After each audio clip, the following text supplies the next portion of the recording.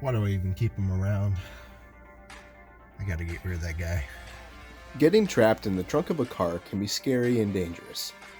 For years now, auto manufacturers have developed manual releases for the trunks and tailgates to reduce the chance of being trapped.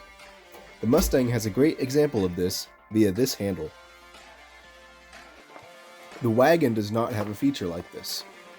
While I do understand it is quite hard to be trapped in the back of a wagon, I think a manual release is still a good idea. Especially since I like to car camp in the wagon, as climbing in and out of the side doors is a bit awkward. Now that the intro is over, today's vehicle project is going to be to install a release button somewhere in the rear cargo area that will allow the tailgate to be opened from the inside.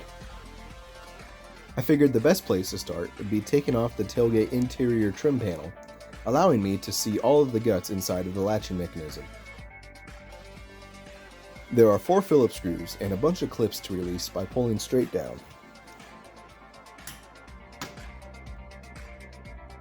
Now I can see all the guts. Germans sure do love their electronics and wires. This actuator off to the passenger side looks promising.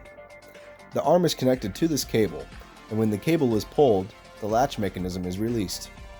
I grabbed my Haynes manual for a wiring diagram and figured out which wire was power and which one was ground. Using my power probe, I verified that brown is ground, a common Volkswagen theme, and the blue wire is power when the key is or the fob switch is activated. These tests could easily be done with a multimeter. To see the actuator in action, I used the power probe to send power down the blue wire pin. This retracts the arm, pulling the cable with it, unlatching the tailgate. All I needed to do now was find a way to install a momentary switch to activate this actuator. Not wanting to put the button in the tailgate hatch itself, I traced the blue wiring back through the tailgate, through the roof, down the D pillar, and back to behind the passenger taillight assembly. That's where the connection block was mounted.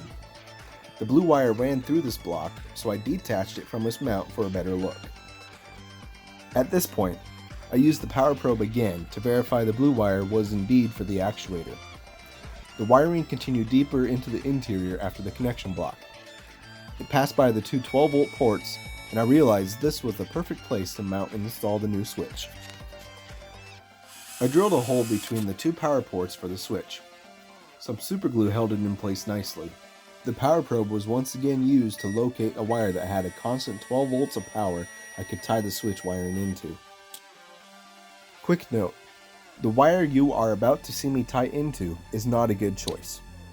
This power wire is for the interior lighting and some other circuit I have yet to determine. This other circuit prevents the engine from starting when the fuse is blown. I found this out the hard way.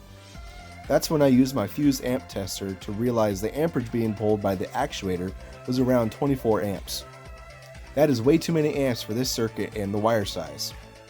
If you are copying this idea, a better wire to tie into would be the power wire to one of the 12-volt outlets. Those circuits are designed for that kind of load. Quick note number 2. Power probes are not tools for novices. A lot of damage can be done if power or ground is applied to the wrong wire. Some mechanics and technicians believe there is no place in a professional toolbox for a power probe. Take a moment to read the manual before using for the first time. Double check your wiring diagram and use at your own risk. With the wiring all connected, it was time to test the circuit. Fortunately, it all worked properly. Now I can open the tailgate from inside the rear cargo area with ease. No more awkward exits on the next road trip. This is Rooster. Pressing buttons can be fun.